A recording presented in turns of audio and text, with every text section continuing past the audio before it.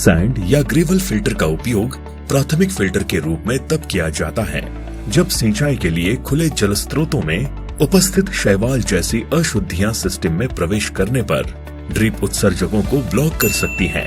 रिवलिस्की sand filter की श्रृंखला में 2, 2.5 और 3 इंच इनलेट तथा आउटलेट आकार के फिल्टर उपलब्ध हैं, जिनकी पानी छानने की क्षमता क्रमशः 25, 30 और 50,000 लीटर प्रति घंटा होती है। उच्च प्रवाह दर के मामले में बैटरी प्रकार की व्यवस्था की जाती है, जिसमें 2 या 2 से अधिक फिल्टर एक साथ जुड़ जाते हैं। लगभग 0.8 से 1.5 मिलीमीटर के औसत कण वाली आयताकार सिलिका रेत जिनके किनारे नुकीले होते हैं। इसका उपयोग फिल्टरेशन के लिए मीडिया के रूप में किया जाता है। 2, 2.5 और 3 इंच सैंड फिल्टर के लिए क्रमशः 120, 180 और 240 किलोग्राम सिलिका रेत बनाए रखने की सिफारिश की जाती है।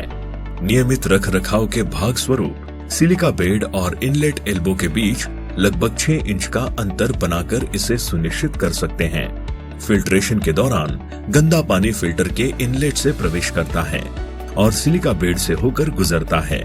इस प्रक्रिया के दौरान शैवाल अपनी चिपचिपी प्रकृति के साथ टुकड़ों में कट जाता है और सिलिका कणों के किनारों पर अटका रहता है। प्लास्टिक मशरूम फिल्टर से गुजरते हुए साफ सुथरा पानी आउटलेट से बाहर निकल जाता है। फिल्ट्रेशन प्रक्रिया के दौरान इनलेट और फिल्टर के आउटलेट के बीच 4 मीटर तक दबाव अंतर स्वीकार्य है। उच्च दबाव अंतर ये इंडिकेट करता है कि फिल्टर ब्लॉक हो रहा है और सफाई की आवश्यकता है। सैंड फिल्टर की सफाई बैक वॉशिंग प्रक्रिया से की जाती है, जिसमें पानी की प्रवाह की दिशा उल्टी की जाती है। ये प्रक्रिया फिल्टर पर लगे वाल्वों की स्थिति को बदलकर की जाती है। बैक वॉशिंग प्रक्रिया उचित दबाव के साथ की जानी चाहिए, लेकिन साथ ही ये सुनिश्चित हो कि फिल्टर से रेत के कण बाहर ना फेंके जाएं। बैटरी प्रकार की व्यवस्था में एक फिल्टर की बैक वॉशिंग दूसरे फिल्टर के छने हुए पानी से होती है। इस तरह हम एक एक करके बैटरी प्रणाली में फिल्टर की बैक वॉशिंग कर सकते हैं। सैंड फिल्टर के उचित संचालन के लिए नियमित तौर पर सिलिका सैंड कणों की मात्रा और तीक्ष्णता को जांचना जरूरी है। फिल्टर के ऊपरी इनलेट को खोलकर सैंड की मात्रा को सुनिश्चित कर इन कणों को हाथ की मुट्ठी में दबाकर तीक्ष्णता को जांचा जा सकता है।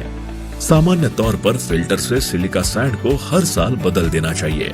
याद रखें, सैंड फिल्टर का रखरखाव बहुत ही आसान है और इसे नियमित रूप से करना बेहद जरूरी है।